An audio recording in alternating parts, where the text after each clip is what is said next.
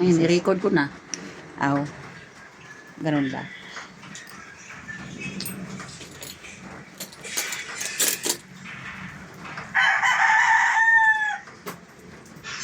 Cho, alis dyan. Parang awa mo na. Uy, naku po.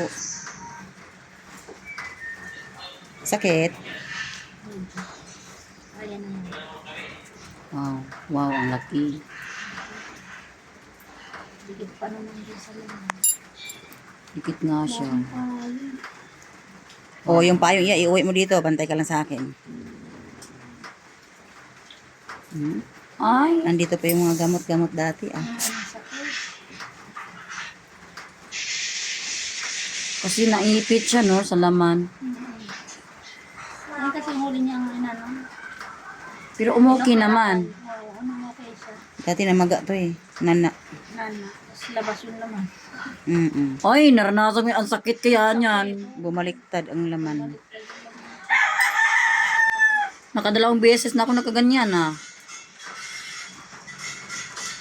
Kaya ngayon, Tapos diabetic pa ako. Mahirap pagalingin. hindi naman nakadaya. Tiisin mo, ha? Yan. Ay, kailangan mong kunin yan, sis. Tabaw siya. Kasi, Isus. Ano binabantayan mo si mama mo? Huwag mo akong galawin, Hector. Sakit ka eh. Sakit ito. Huwag mo, ano, masanggi mo ako.